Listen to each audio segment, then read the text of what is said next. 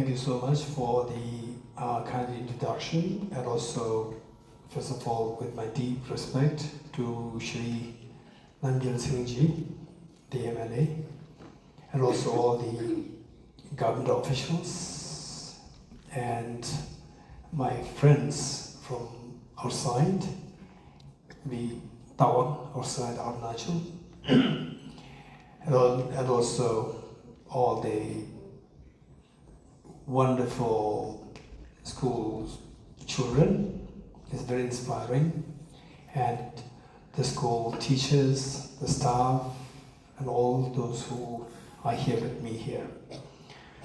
It's a great joy indeed. It has been many years that I've been knowing Chola Kandela and Ajitin Chola and the family for all these many years.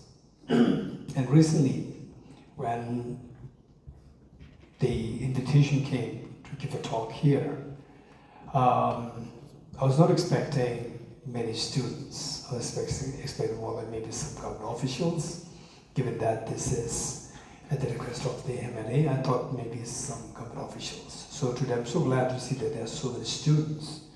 As His Holiness the Dalai Lama always places the important thing in his mind, the students, because he believes in the children, the students, that they are the future, they are the future of our world. So having said this, let me begin with the auspicious verses in praise to Buddha Shakyamuni and His Holiness the Dalai Lama. And we all adore, we all respect, we all pray to His Holiness, to Buddha Shakyamuni. With this mind, let me recite this following verses, and those of us who know this by heart, you can join me, and others can just contemplate to pray that His Holiness lives long and that His wishes be fulfilled spontaneously. Kange tuze nyersone tawa tamje bambe she tambe chune tunze ba kodam dela chase lo tonyi yinje zundo jogalam jeje seze kanje denje go chana be ko tenze nyazo la sowa de soshede lunro sho Om Yedarma Hetu Prabhava Hetum Desham Dataga Dohyavata Desham Jayuniro Evam Badi Mahashamana Swa Dujatamje Medavasa Jetamje Dungeva Churamje Tonshidame Vanyangale Deva Shivo Dujatamje Medavasa Jetamje Dungeva Churamje Tonshidame Vanyangale Deva Shivo Kunjozumla Dayavje Divatamje Soso Shatruya Gela Jira Sanje Chanju Yige Sun Sanje Chuta Sojola Chanju Batu Dayaji Ranjendo Raduji Chanju Simne Kevarga Chanju Chogi Simne Kegani Simjatamje Davi Tundunya Chanju Jojo Yavaje Varga Tola Benja Sanje Dovara Sho Lama Yava Sejana Tala Ombasa Suchina Wugge Deshigi Chanju Tune Gabala, Chanju Simbela Bala, Telarim Chene Badar Dayan Rola Pendu, Chanju Simne Gigish, Chanju Simbela Bala,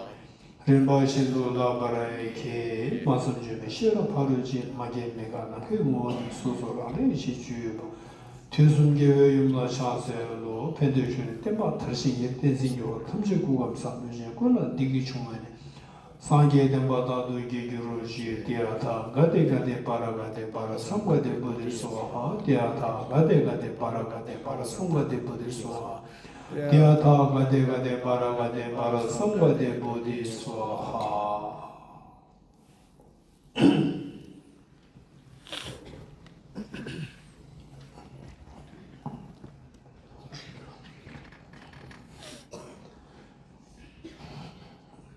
Okay, this is indeed perhaps the first time to be meeting with many students.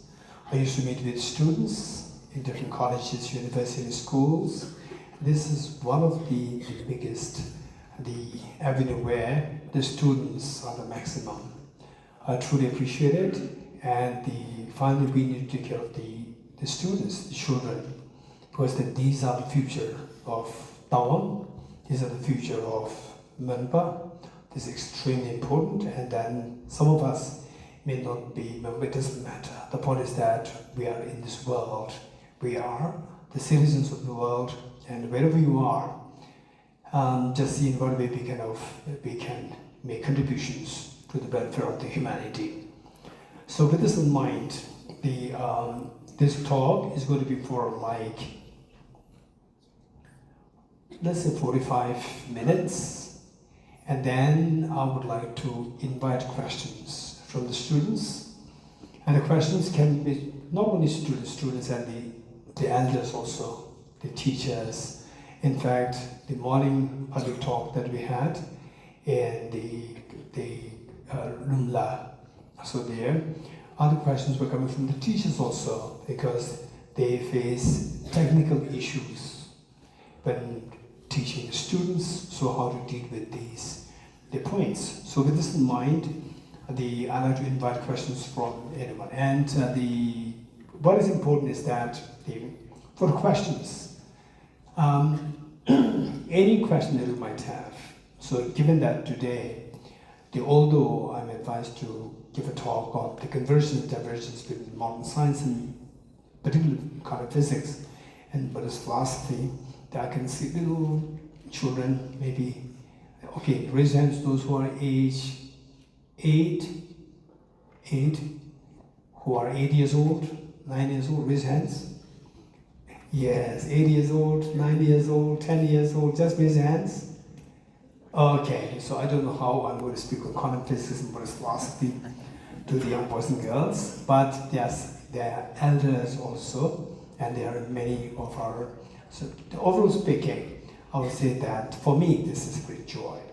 So I would like to invite questions, any question that you might have, and it doesn't mean that I have all the answers. This is not an indication. Please keep in mind that when I say I entertain or I invite any questions, it doesn't mean that I have all the answers. Keep in mind that questions should not be suppressed. Questions are very important. Any question that might come. Because the questions, even though I may not be able to give the answer, it doesn't matter. Even if I don't know the answer, it doesn't matter. Questions must come up, and then they become, for me, this is my takeaway. This gift from the students. This gift from Tawang for me to take away, contemplate more, meanwhile we grow. So, with this in mind, currently, we see that the WHO, World Health Organization, has stipulated what is known as the 17 SDGs, Sustainable Development Goals. And from these, the third one is known as good health and mental well-being. Good health and mental well-being. So there, particularly youngsters, and more precisely the students, the children, is so important that we need to take care of them. So for that, we need to learn how to deal with the problems and how to, of course, to take care of the children. This is a very important point. So with this in mind, what I will share with you is that first of all, say, what is Buddhist philosophy and what is modern science? And before this, I may also very quickly share with you that when I was in class 9, raise hands those who are in class 9. Class 9, okay. Class 10, class 11, okay. Class 12, no. 12, yes, okay. So we have, seems like there are many from class 12, class 11, class 10, class 9. Okay, so let me share with you a little bit about myself when I was in school. And for your information, I became monk at the age of 19 and 20 after completing my high school. And some of you may be completing your class 12 at the age of 16, 17. In my school days, 18, 19. So that was the age you graduate from class 12. So I graduated from class 12 at around age 19. And I was so fond of physics. When I was in class 4, 5, 6, 7, I was fond of mathematics. Then class 9, I don't know what now the CBSE syllabus follows. During our time, CBSE has had the physics, chemistry, and biology as separate subjects, as split into different subjects when you reach class 9. So, but in class 9, then the physics was introduced as a separate subject, and that gave me particularly incredibly great joy because I loved this subject so much. So I was thinking all along these years, class 9, 10, 11, 12, for 4 years, I was thinking of becoming a physicist. So this was what I was thinking of becoming. And like, okay, for the small children, I wanted to become a scientist. And some of you may be wondering, the class 12 students, 10 students, maybe, why are you a monk now? Why not a scientist? Maybe this is your question. Okay, so this is my background. And and people ask me, or another question that people ask me is that the moderator, she introduced me as the translator of His Holiness the Dalai Lama. How come that you become the translator of His Holiness the Dalai Lama? This was again a major question coming to me. And my answer is that it was purely accidental. Let me say this once more. It is purely accidental. Not because that I'm special. It's all because it's accidental. How accidental? Because that somebody who knows the modern education, a little bit of modern education, somebody who knows a little bit of the Buddhist philosophy. So this combination is very rare. Otherwise, with the Buddhist philosophy, there are so many great teachers, way, way, way better than me.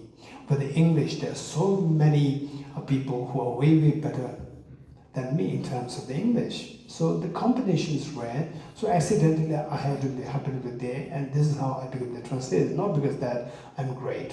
This is the disclaimer. This is reality.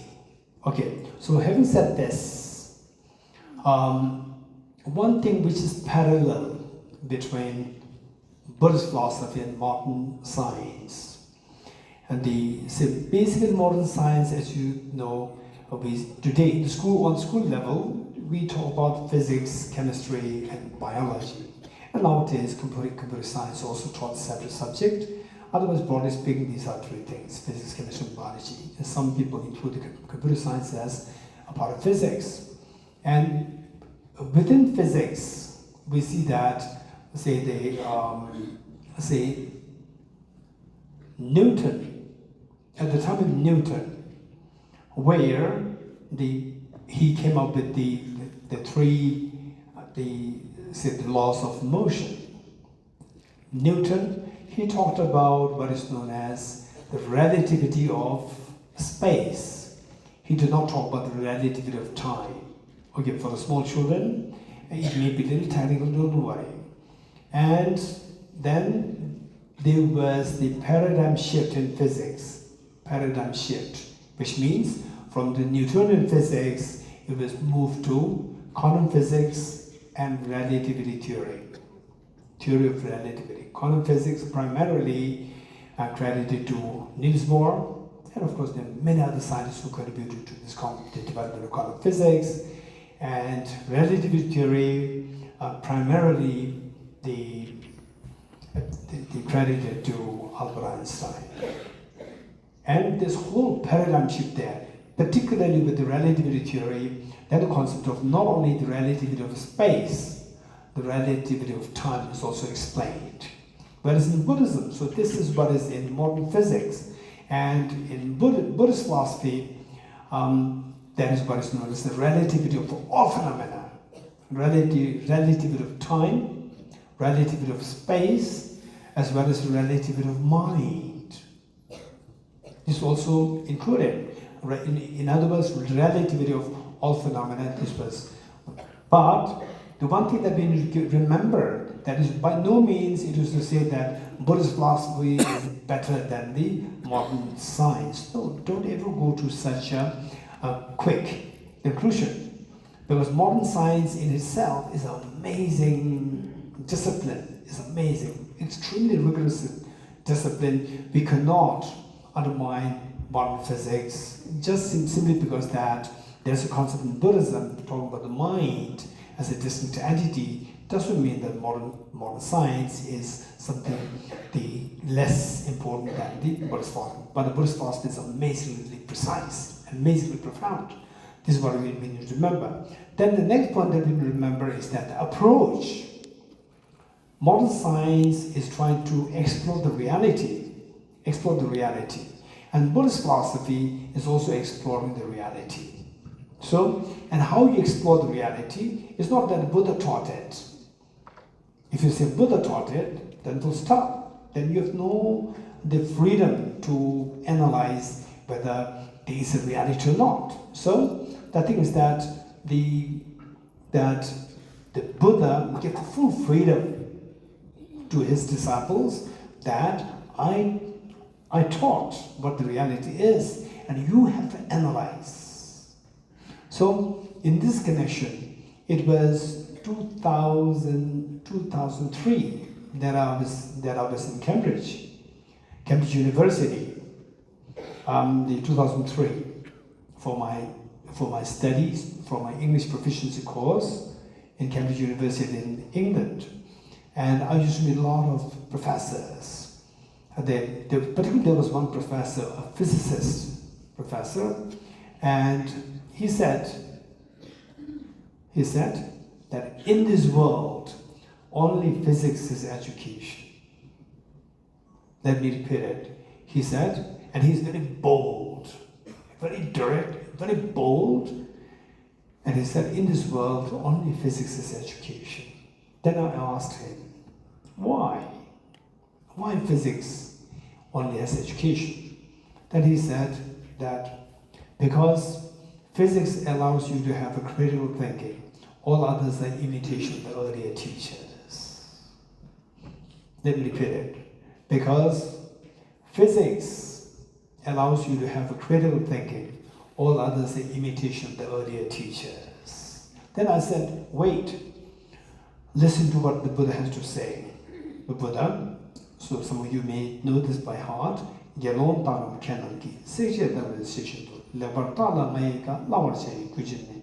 is what the Buddha said.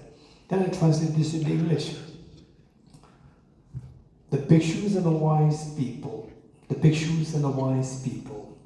just as the goldsmith tests the purity of the gold by cutting, burning, and rubbing the gold, you should also examine my words and put them into practice, not simply because you respect me. And he remained silent for a few seconds, and he said, oh, the Buddha must have been a great physicist.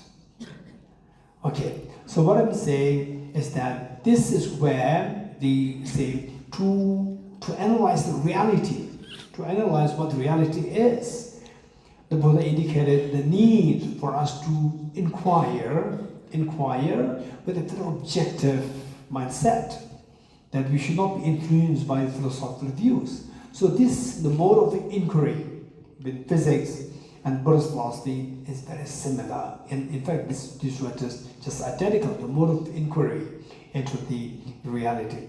At the same time, what I would say is that modern science,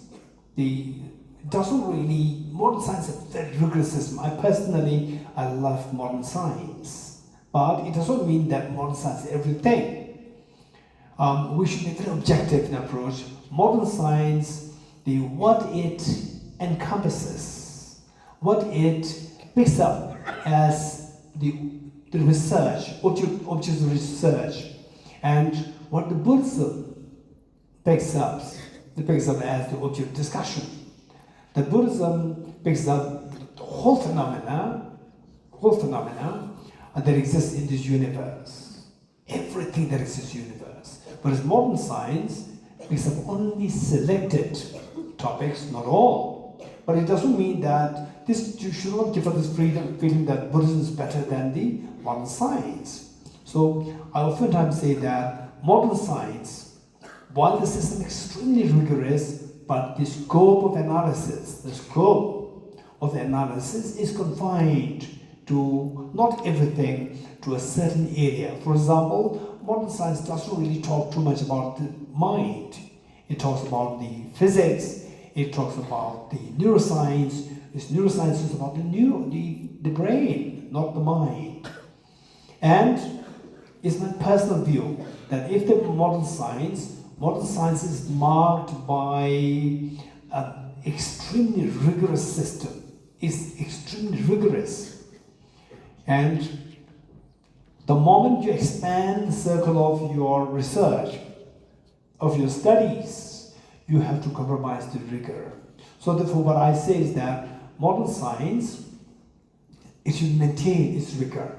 It may not necessarily expand the scope of analysis, but it's a Buddhist philosophy explains all three kinds of the phenomena, which is known as evident phenomena, slightly hidden phenomena, and very hidden phenomena.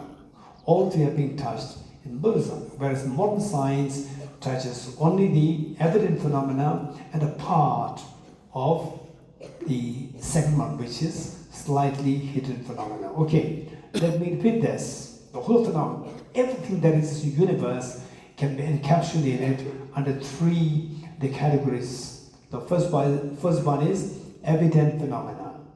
Evident phenomena. Number two, slightly hidden phenomena. And number three, very hidden phenomena. Three. And modern science encompasses only the evident phenomena, the first one. Evident phenomena is okay. This is a flower. And these are the students from the various schools. So this is evident. We don't require any reasons to explain. So these fall in the category of the evident phenomena.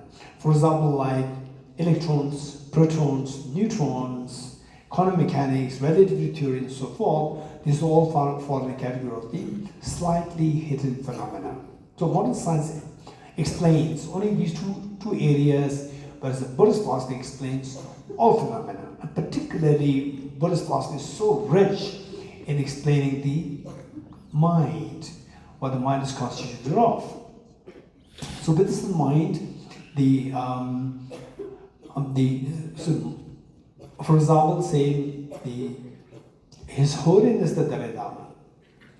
His Holiness, since 1987, if I'm not wrong, since 1987, started what is known as Mind and Life Institute. Mind and Life. Initially, it began as a Mind and Life Conference, and later it turned into Mind and Life Institute, Mind and Life Conference. It was the joint venture of particularly the neuroscientists and the Buddhist philosophers. That was the joint venture of this, where His Holiness the Dalai Lama presided over this conference. And it was extremely rich dialogue happening. And for His Holiness's mind is extremely open-minded. And I'd like to give you a brief idea about this conference known as, what's the conference known as? Mind and Life Conference. Okay, the students tell me, what is that conference? Thank you. Mind and Life Conference. It was started by His Holiness the Dalai Lama, and Professor Francisco Varela. If possible, try to remember these names. Professor, he is a renowned neuroscientist, but he passed away quite early. So His Holiness the Dalai Lama and the neuroscientist Professor Francisco Varela. Two of them started this conference. Now it evolved as a Mind and Life Institute. Okay, so His Holiness's approach is extremely objective. His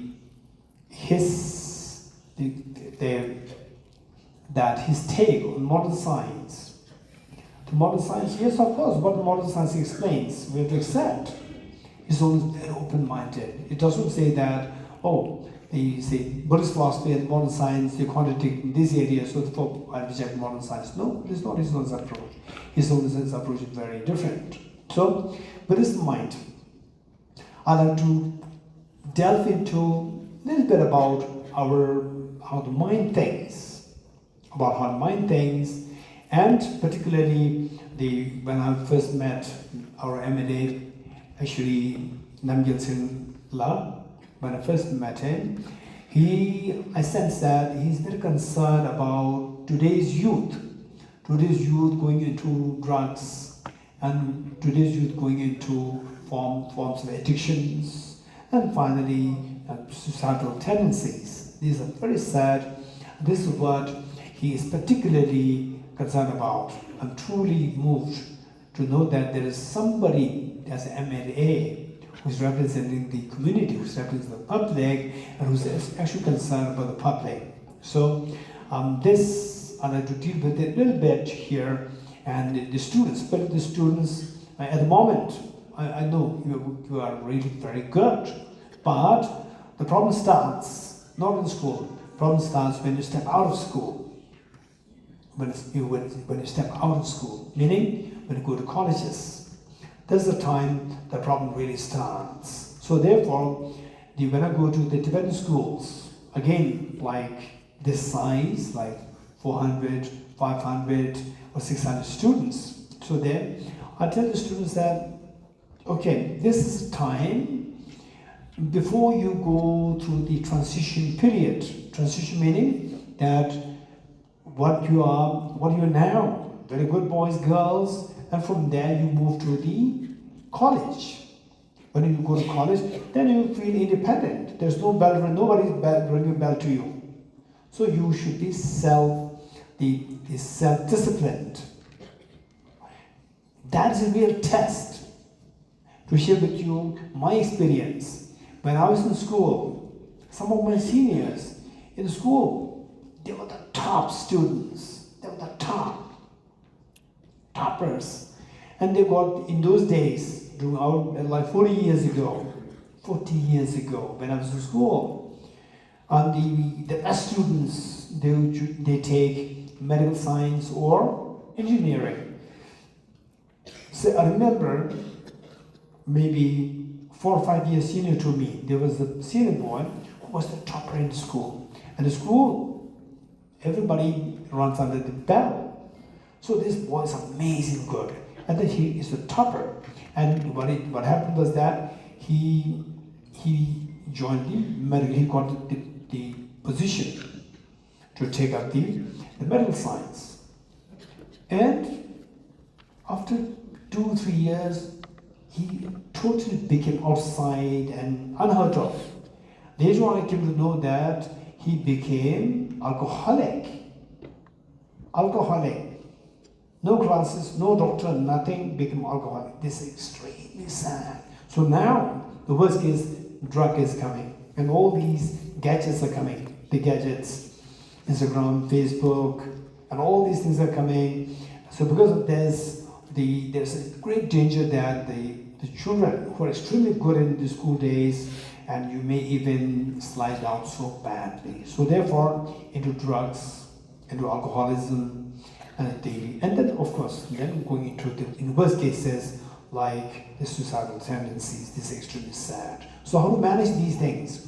And there are the school teachers there, and are there the government officials here, and the students, senior students. I would particularly inform all of you that let us learn how to manage our emotions.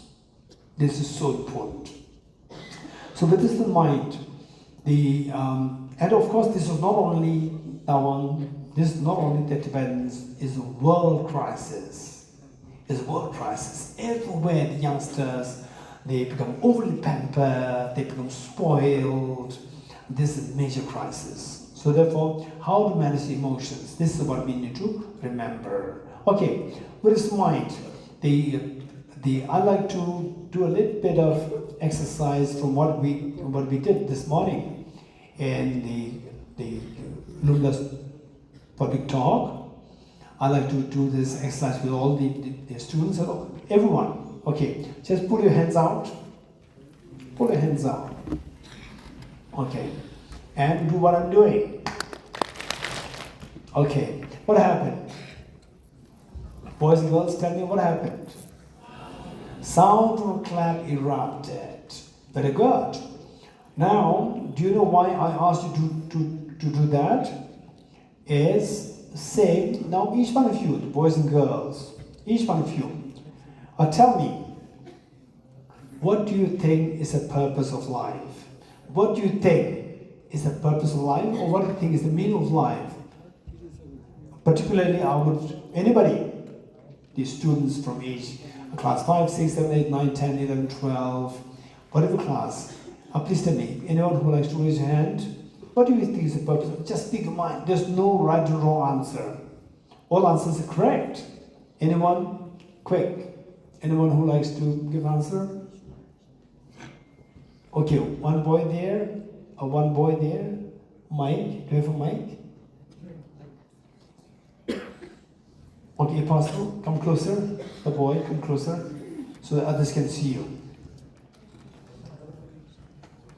Come in the front. In the front. Yes. And then you show face to the audience. Yes. And introduce yourself, your school, your name. My name is Tatasungno. I'm from Tawang, and I study standard 12 science. Yes. What do you think is the purpose of life? Sir, personally, I think that purpose of life is different for everybody, sir. For you? Yes, sir. Sir, for me, it's to give my parents a loving life, to live a healthy life. Okay, to give your parents a happy, healthy life. Yes. Thank you. Thank you very much. Thank you. Anyone else? Anyone else raise hand? Anyone else? Anyone else? Okay, one girl over there. Please come very quick. Come quick. In the front so that everybody can see you. And I also need the third person. Anyone? Third person, raise hands. Third person, also you come here. Okay. Yes.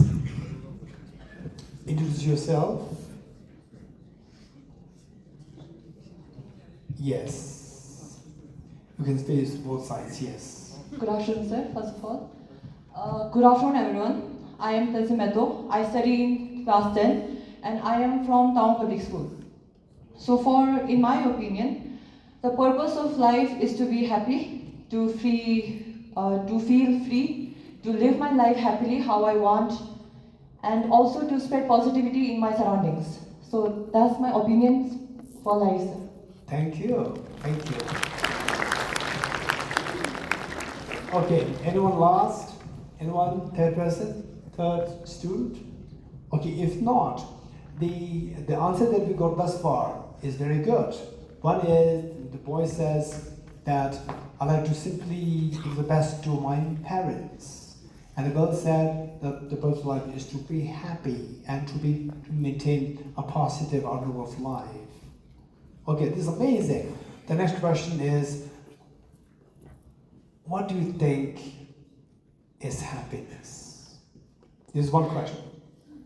And happiness has many levels. Happiness that you get out of money, happiness that you get out of power, happiness that you get out of good health, and so forth. What do you mean by happiness? This is one thing. The next is the happiness, 10% happiness, 20% happiness, 40% happiness, and so forth. So what do you think? So if I ask you the question that with the happiness, if you are given a choice, 10%, 50%, 80%, 100%, what do you prefer? 10, 50, 80, 100. Of these, which do you prefer? 100. I can hear the boys saying 100. The girls? 100. And some of you, I know, it's not possible. Some of you thought like this. It's not possible. How many of you thought like this? Oh, it's not possible. Very good. Speak your mind. Speak your mind. Okay. Now, this question is this question. What's the purpose of life? And then how much happiness can we get? These two questions. First, let me say, what is the purpose of life? And these the two students, the boy and the girl, both said it so well. And let me say what His Holiness the Dalai Lama has to say on the purpose of life. It was 2008 when His Holiness the Dalai Lama was invited to give a public talk in Delhi University. And at the end of the talk, a young girl, a student, raised up to ask a question to His Holiness. Your Holiness, what is the purpose of life? And His Holiness, without second thought, said, okay, how many agree with each lines? His Holiness so beautifully broke down this answer into pieces. The first, His Holiness said, we live every day, we live on hope. The moment you wake up, we live on hope. How many agree with these results? We live in hope. I hope today is going to be a beautiful day. Right? We live in hope, number one. And what do we hope? Do we hope sadness? No. We hope for happiness. How many agree with His Holiness? Raise hands. Very good. So, therefore, His Holiness concluded by saying that the purpose of life is to lead a meaningfully happy life. To lead a meaningful, happy life, this is the purpose of life. This is what His Holiness said. So now with this, who is that? Buddhists or the non-Buddhists who likes to lead a happy life? Buddhists or non-Buddhists? Or the Arunachalis or non-Arunachalis? Boys or girls? Or Asian or non-Asians? Everyone. Yes. What it says is correct. Everybody wants that. Now the next question is, what degree of happiness can we obtain? So some said, if possible, 100% happiness. Then some of you thought 100% happiness is not possible. Right? Okay, so let us see what the modern science has to say on this and what the Buddha has to say on this. Let's first discuss on the modern science. How many of you heard Charles Darwin? Raise hands. How many have heard Charles Darwin? Charles Darwin, hey, class 10, 12. You have not heard Charles Darwin? Darwin's evolutionary theory. How many heard this? Okay, class 12. Raise hands, class 12. Class 12. Class 10. Class 10. Class 11. Okay, so let us see what Charles Darwin is like the father of the modern biology. Some say Aristotle, some say the Charles Darwin, particularly with the modern biology, Charles Darwin contributed a lot. So what Charles Darwin has to say and what the Buddha has to say. Charles Darwin, okay, how many of you would say that when you are angry, you are not happy? Raise hands. Okay, by the way, how many of you have the experience of anger? Raise hands. Oh, everyone. Okay, as you should know. Okay, so the students, they're all raising their hands, and elders, they're very dignified. Okay, so we all have the experience of anger. When you're angry, are you happy or not happy? Not happy. Not happy? Not happy. Or not happy? If you're not happy, why are you angry? Think very seriously. Think about it very seriously. So, when we are angry, we are not happy. So by default, what we understand is that if we are to have 100% happiness, there should be no anger. You agree? Yes. If the anger is there, the moment anger is there, you are not happy. So 100% happiness is gone. So therefore, if at all there's 100% happiness, anger should not be there. Now the question is, can we get into the anger? This is one question. How many of you showed anger towards your mother? Raise hands. How many of you showed anger towards your mother? Raise hands. I'm going to note you down. Each one of them. Sangyada. And each one of them. And Namgyada. Okay, the boys over there. Okay, the girls. Yes. Okay. So once in a while, yes, I remember I showed anger to my father when I was a little boy. I was very angry with my father, and I couldn't do anything because I was very small. My father was a huge man. So what I did was that I took his jacket, and in my house, in my blanket, I was tearing it apart. So this was Tibet. I was stupid. So showing anger is not your sign of strength. We think that anger is a sign of strength. Oh, he's an angry person. Don't go too close to this person. And then you feel proud. This is foolish. This is a silliness. Anger is a sign of weakness. It's not a sign of strength. I'm going to explain how. Say, if you chase a dog with a stick, what will the dog do? Dog will run away. And finally, if the dog is cornered, where the dog cannot run anymore, then what will the dog do? Dog will attack you. That is anger. Why the dog attack you now? Not before? Because earlier the dog thought that I can run for my life. But now the dog feels vulnerable. What does it mean by vulnerable? Weak. I'm weak now. I'm not strong anymore. Now I'm cornered. I cannot run anymore. So the best thing is attack. So anger, the dog attacking you is not because the dog feels a strength.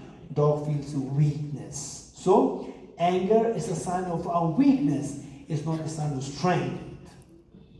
And majority of the people, when something goes wrong, they become angry. So, okay, students, tell me, what do you want to become? You want to become a wise person or unwise person?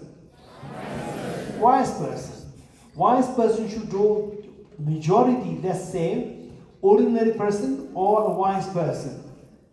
What do you want to become? Ordinary person or a wise person? Wise person. If you want to become a wise person, don't do things which ordinary people do. Ordinary people, what they do? When they're not happy, they show anger. Showing anger is very easy. Even the dogs show this anger. Whereas the wise people will not show anger. By showing anger, you try to fulfill what you want to do. What you want, you think that with anger you can get it. But in reality, you not have to get it. This has a counter effect. It does not have a positive effect, it is a counter effect.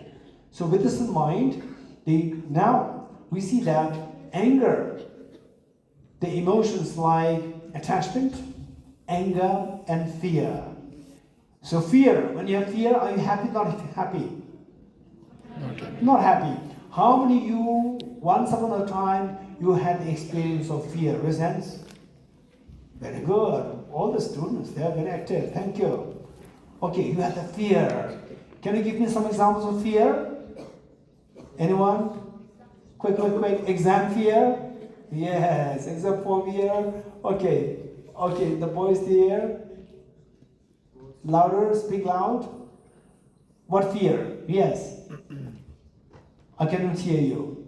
Okay, so mostly the students, it can be like exam fear. How do you have this exam fear sense? Okay, sorry. Now class 10 board exam? Class 12 board exam? Okay. The moment you hear the word board exam, it gives you tension, right? I know that was the same thing when I was in class 10 and 12. I had the same experience. So the fear is not a pleasant feeling. With fear, not a happy. So now, let me be very quick that they say whether or not they can be 100% happiness. Whether or not they can be 100% happiness. Again, let's see what Charles Darwin has to say and what the Buddha has to say. For Charles Darwin, you cannot be 100% happy. You cannot be 100% happy. Why? Okay, let me share with you my, let's say, a small incident that happened to me. 2008, I was sent to America to work on His Holiness the Dalai Lama's book, today known as Emotional Awareness. And the boys and girls, particularly those who are in class 10, 11, 12, and you must try to read this book. This extremely helpful book is about psychology. That's a very good book. It's good. There's going to be a blend of two things: modern psychology or the Western psychology and the Buddhist psychology.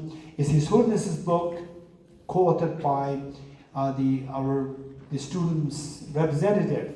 When he read my biography, he mentioned Professor Paul Ekman. So the Professor Paul Ekman interviewed His Holiness within the span of 3 years. 3 years, over 54 hours of interview. Those interviews were put together in the form of a book known as Emotional Awareness. And the Office of His Holiness the Dalai Lama has sent me to America to work on this book to check that His Holiness's words are well reflected and not mistakenly represented. So I was there. And Professor Paul Ekman, one evening, he brought the psychologist, the colleagues, and we had a meeting, just a casual meeting, and he asked me to introduce myself to them. So I introduced about the Buddhist philosophy of how to acquire 100% happiness. And one lady psychologist raised her hand and said that, but this is not possible. 100% happiness is not possible. She's a psychologist.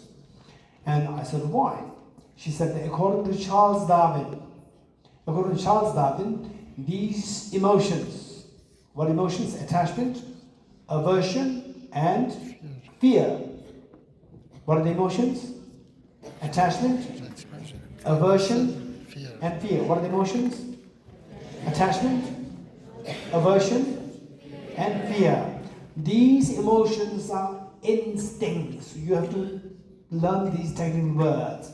These emotions are instincts, number one. Instincts. Instincts meaning spontaneously arising. You don't have to think of these. They automatically arise within us. They're instinct within us. Instinct. Number two, we cannot get rid of them because we need these emotions. We need these emotions for our survival. For survival. Because Charles Darwin talks about the survival of the fittest. Survival of the fittest. So we need these emotions. So how they justify this is that attachment. For example, when I feel thirsty, my body needs more water.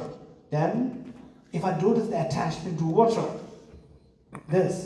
then if I don't have attachment, I'll not go to reach out this mug. I'll not drink. I'll not care to drink. And if I don't drink, I'll dehydrate and I die. So your species will die. So therefore, attachment is required to gather the conducive factors for your survival. Number one, anger is required. Aversion is required. Aversion means anger. Aversion is required because when you meet with competitors, if you don't show anger, that competitors will overcome you, overwhelm you, and you will die. So therefore, you need aversion to compete with others. You need fear. If you don't have fear, if a leopard comes, okay, how many have seen leopard? Raise hands. Okay, there are many of you who have seen leopards. Okay, so when the leopard comes, and if you have no fear, you will sit like this, you smile, and the leopard will eat you up. Finish, you die. So therefore, if you fear, what you do? You run away. So therefore, these emotions are required for our survival. So these are the survival tools.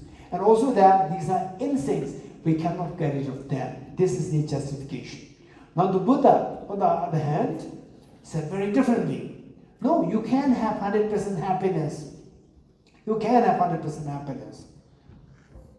Okay, just tell me, on my right hand, handful of sand. On my left hand, handful of sunflower seeds. If I squeeze the two, from which of the two hands oil will come out? Right hand or left hand? Left hand. Which hand? Hand with handful of sunflower seeds. Very good. Okay, I'm very happy to see that the students are very attentive. Thank you. So we see that the sunflower seeds you squeeze, oil comes out. Handful of sand, no oil comes out. Why not? Anyone? Why you squeeze a handful of sand, no oil comes out? Why not? Anyone give the answer? Quick. No answer. Anyone? Raise hands. A young boy, girl? No? No answer.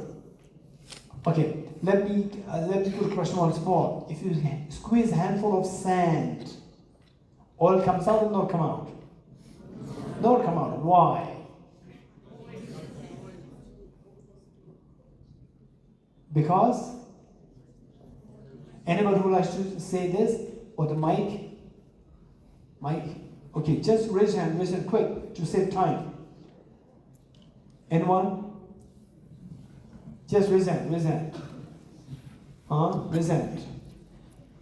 Okay. Anyone? No one? Okay, otherwise you give me the answer. Some of you give the answer, just tell me. So why the handful of sand, squeezing on which oil does not come out? Why not? No potential. Because they don't have the oil inside the sand. Okay. How many agree with this? Raise hands. Okay, everybody agrees, but nobody wants to give the hands up to give the answer. Okay, thank you. So the thing is that if there's a possibility for 100% happiness, there should be like squeezing a handful of sunflower seeds, oil comes out because sunflower has the potential for oil. Likewise, for us to feel 100% happiness, we should have that potential for 100% happiness inside. If you don't have the potential for 100% happiness, no matter what you do to practice Dharma, practice Om Mani Padme Hum, whatever, nothing will come out. You will not be 100% happiness. So the question is, can we have the 100% happiness? Do we have the potential for 100% happiness? This is the question. So the Buddha said, yes, we all have the potential for 100% happiness. So Buddha taught what is known as, okay, let me make it at the, let me go like this. Say there is, how many have seen a dirty water flowing? Dirty water flowing, okay. The students are more active. Students have all seen dirty water flowing. Say, when you're very thirsty, somebody brings a mugful of that dirty water. You want to drink it? No. You don't want to drink it. You don't want to drink it. Okay. So this dirty water, now if you put this dirty water, okay, so I'm going to give these few examples and then I will ask question to you later. First, the dirty water. Dirty water, okay, Sanjela, if you bring one bottle to me. Quick. Okay, a dirty water, if you subject the dirty water, if you subject the dirty water, let's say if you subject dirty water to purification process, How many of you know filter? Raise hands. Filter, yes, we all know filter. So, filter, there are different kinds. Reverse osmosis, ultrafiltration, these systems are there. With these, then this water comes. Very clean water comes. You all like drink? Yes. This clean water came from where? From the dirty water. My question, okay, don't forget it. This clean water actually came from the dirty water. So this clean water the dirty water was processed through reverse osmosis and ultrafiltration. That the clean water comes out and then put in the bottle and then sold in the shops. This is how we get the clean water. Don't forget it. The next say that I see this mug, white mug, but I'm interested in golden mug. If you are interested in golden mug, and then what you do is that I would remove this white part, remove the white part with the water, dirty water, remove the dirty dirt, and the water became clean. You agree? With the water, you remove from the dirty water, you remove the dirt, and the water become very clean. Yes? Yes. Likewise, this white mug, I remove the white particles, and then it becomes gold. Yes, no? No. Okay, now the students are saying no. But with the dirty water, remove the dirt and pollutants, the sediments, you remove, and the water becomes clean. But with this mug, you remove the white particles, and it doesn't become gold. Why not? What's the difference?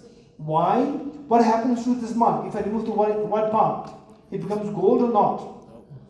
It will not become gold. What happened? Dissipates. The mug will disappear. Yes? Yes. Now with the dirty water, when you remove the pollutants, when you remove the sediments, the pollutants, instead of the water disappearing, water becomes clean. But for this white, you remove the white part, instead of the white mug becoming gold, the mug disappears. What is the difference? Anyone? Is there anybody who can give this answer? I'll be very happy to see that this is a smart student. Anyone? What's the difference? Anyone quick? Anyone? Just speak your mind. Okay, one girl over there. Good afternoon, sir. I am Soumya Jha from Tawang Public School. Sir, this happens because you have separated the components of water. What have you got that mixed in, like in the case of cup?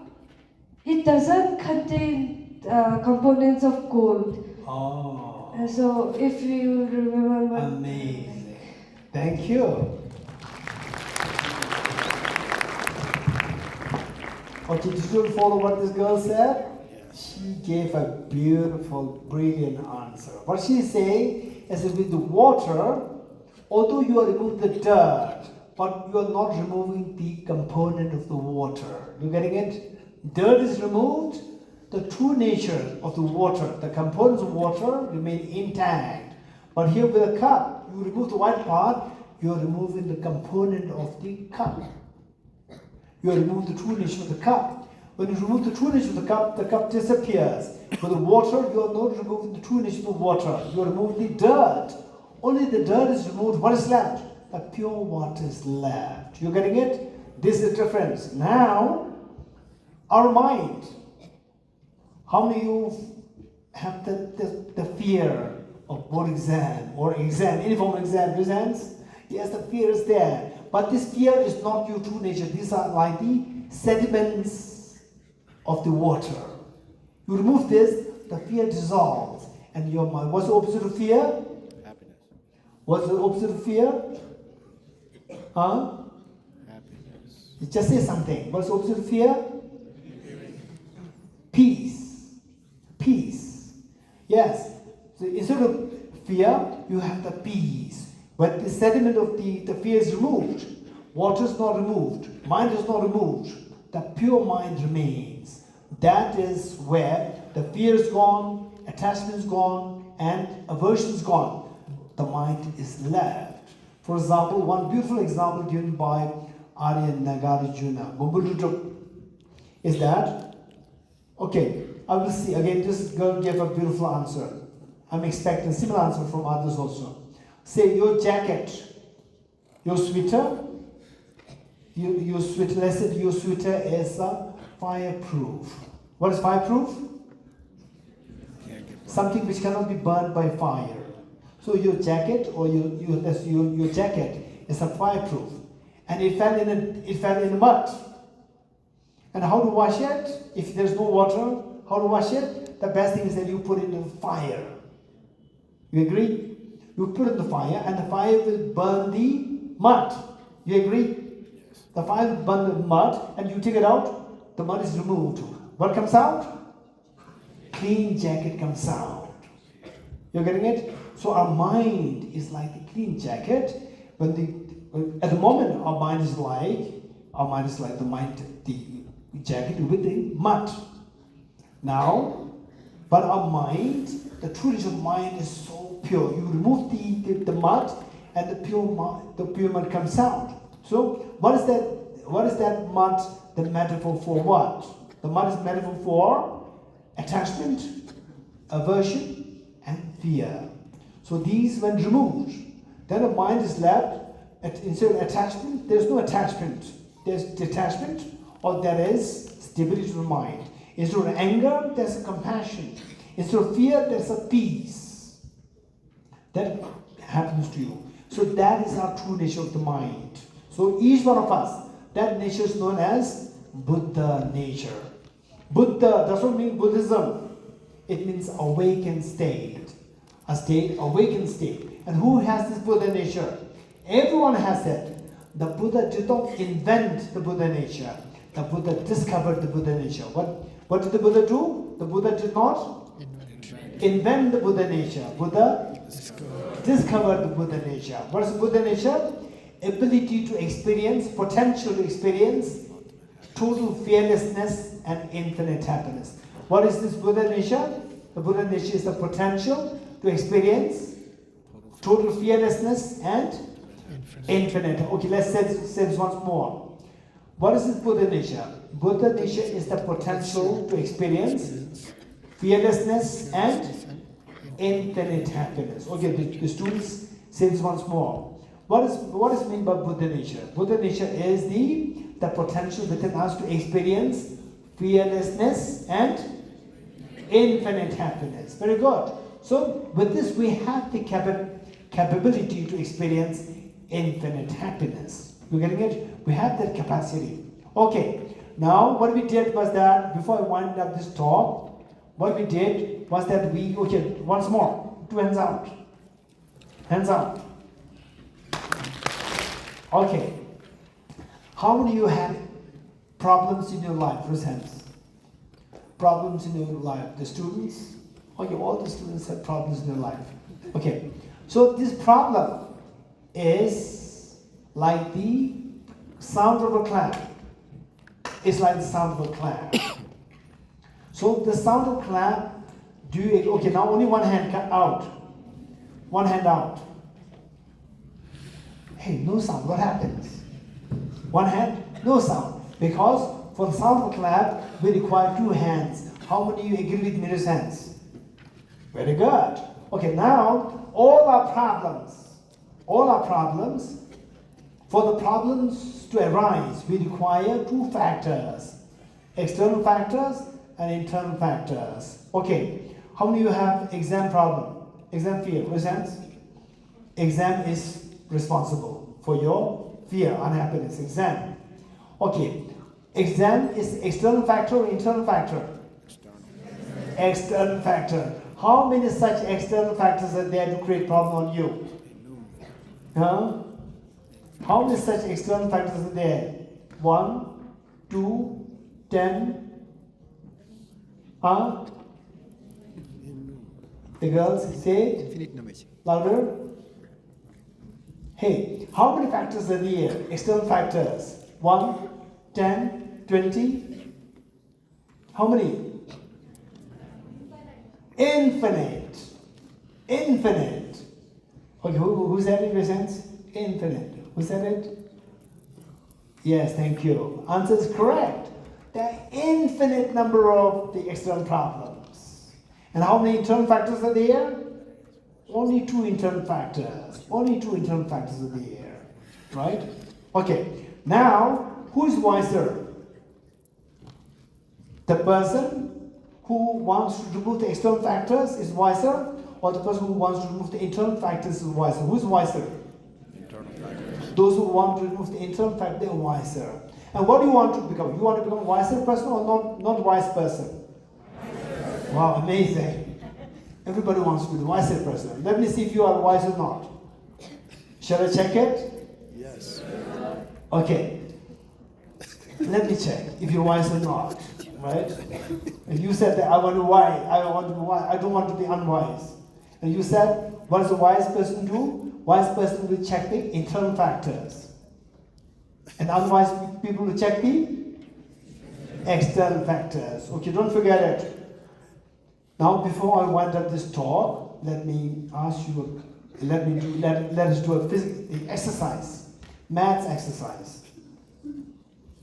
Maths exercise. And the maths, don't worry, oh, I'm not good at maths, now I'm hopeless. Don't think like this. It's very simple. How many you can do plus minus, reasons? No multiplication division, no multiplication division, plus minus. Very good. There are 2 numbers less than 5. Numbers less than 5. Raise hands. Who likes to do that? Everyone can do that, right? Okay. Now, give me the answer. I will just give you the problem and you give me the answer. Do all this calculation mentally. Do calculation mentally. And give me the answer only when I ask you what is the answer. Till that point, do everything mentally. Ready? Good. 2 plus 3 plus 1 plus 2 plus 3 minus 2 plus 1. What's the answer? 10. Amazing. Wow. Okay. Now let's do it again. Again the same thing. Don't give me the answer till, don't say anything till I ask you to give me the answer. Till that point, do everything mentally. Ready? Ready? Yes. Okay, good. 2 plus 3 plus minus 1 plus 2 minus 1 plus 2 plus 3 minus 1 plus 2 plus 3 minus 1 plus 2. What's the answer? Huh? 10. No. What's the answer? Okay, now tell me. Okay, somebody get up and tell me why in the first case you gave me the correct answer, why in the second case you cannot give me the correct answer. Somebody quickly stand up. Quickly stand up. Okay, girl over there, please come up. Come here, quick. Yes.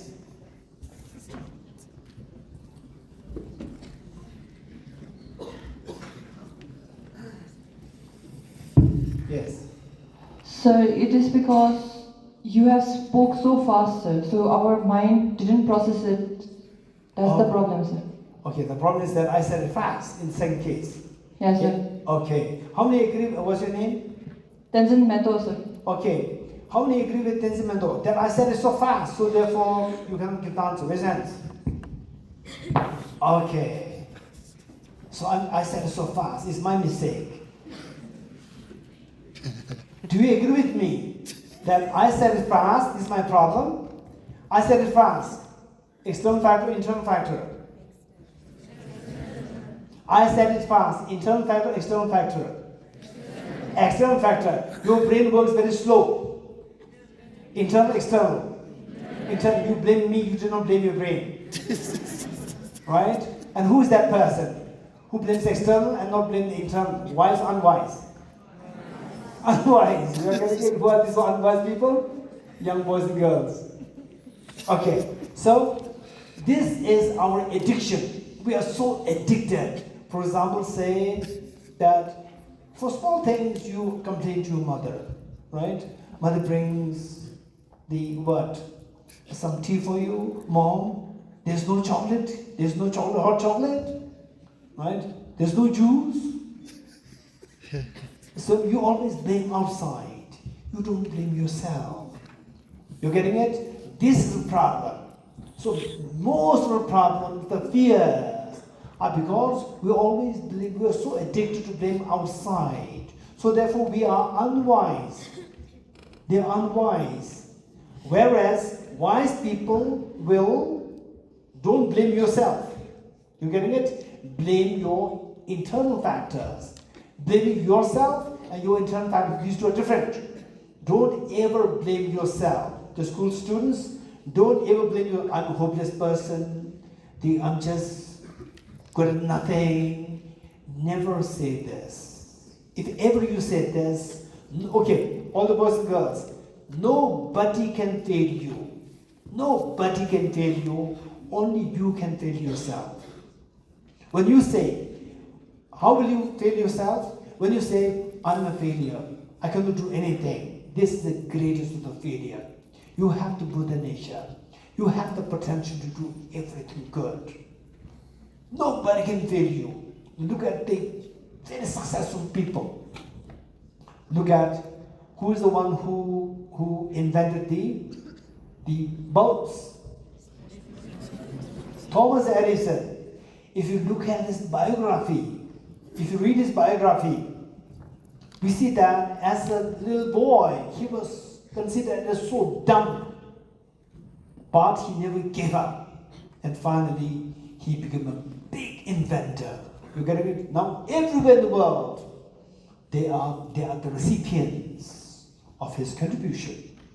So nobody can fail you. Only you can fail yourself. When you say that, I cannot do anything, I'm a failure. That is the greatest failure. Don't ever blame yourself. If you, at all you want to blame yourself, you blame your internal factors.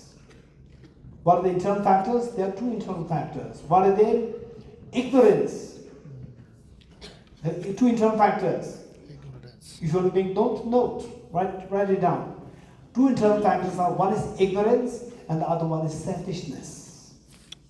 Ignorance and selfishness. With ignorance, you will not grow, your community will not grow, and the world will not grow. We all continue suffering with ignorance. Where, for example, say here, say this morning the talk was organized by a very young girl, just aged 22 years old, the Dorjee. And today, here, the talk was organized by our Shri Damdul MLA, again, very young. So what I'm saying is that young people, we should make sure that you promote education. The ignorance is like darkness. Ignorance is like darkness. In dark, the problem is that you don't see anything. So it goes to this which you don't know how to grow. So how to get rid of this ignorance? Just think of how to get rid of the darkness. How do you get rid of the darkness? If say in the night you are preparing for the exam and suddenly there's a power cut, it becomes dark, and you pray, "Oh Buddha, please remove the darkness." Will you do that? Oh Buddha, please remove the darkness. If the Buddha is sitting next to you, he'll be very upset. What a stupid follower. Whereas if you light a candle, he'll be very happy. This is a smart girl. This is a smart boy. This person can really illuminate the whole Tawang, whole Arunachal. You're getting it? This will bring such a light, such a development to the whole Tawang and whole Arunachal. So, what is important is that to remove the darkness of ignorance, just as to remove the darkness, it requires light. You light a candle. Likewise, to remove the darkness of ignorance, it is done only through the light of the wisdom. So the wisdom is to be encouraged, education is to be encouraged, and we are so happy that we have Shri Damdul who so kindly brought all of us together to evoke some light of the wisdom. And what is the other factor? Internal factor? Two factors, internal factors, which are responsible for attracting all our miseries, the fears. One is ignorance, the other one is selfishness. I'm so glad. Look, the students, they're so active. Okay, selfishness. How to get rid of selfishness? With the selfishness, nobody will be happy. You will not be happy. The person who is selfish will not be happy. The whole family will be unhappy. And everybody will be unhappy. And what's the problem? If you make your family unhappy, your family has other neighbors. Some of the neighbors may not like your parents. And by you making your parents unhappy, you will make your neighbors, your enemies, very happy. Enemies will be so happy. Look at this boy who's so selfish. Now creating problem on the parents. Look at this boy into drugs. Look at this boy into alcoholism. So now the parents are suffering. We are so happy. So you are making your enemies happy. You are making your near and dear ones, your parents. You torture them, you make them suffer, and you make your enemies happy. Do you want to make your enemies happy? No. You want to make your parents unhappy? No. If not, remove your selfishness. Selfishness is the one which disrupts the happiness in you, in your family, and in the community. So, ignorance will make you not grow, will make the community not grow. And selfishness will disrupt the peace of the community, disrupt the peace of yourself and your family.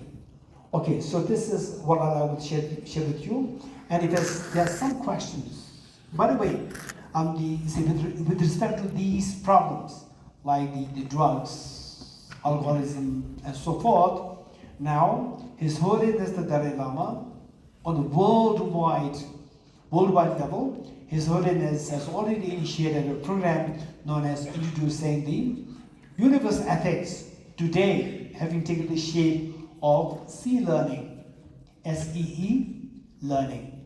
C-learning is a short form of social, Ethical. emotional, ethical learning. Okay, repeat, just tell me, what is the full form of C-learning? Social, emotional, Social, emotional, ethical learning. Okay, say it again. What's the full form of C-learning? socio, emotion, ethical learning. Amazing. Thank you. So this is what is being initiated, and I learned that many schools have already initiated this program in the school curriculum, and that we have the Arunachal government assigned Chola Kandela as the one to impart this, as the main responsibility to impart this program, C-learning program, in the various schools, colleges, universities, and institutes. So the teachers, I would highly recommend the concerned officials of the schools to take interest in this, and then let us pray that one day this program, C-learning, will be adopted by UNO to be made mandatory in all throughout the world, the colleges, schools, and the universities throughout the world, so that the future leaders coming from this new generation, they will all embrace each other rather than sending missiles. So this should be our prayer. This was the best of the offering from our side to His Holiness the Dalai Lama, who always thinks about the betterment of the world. Thank you.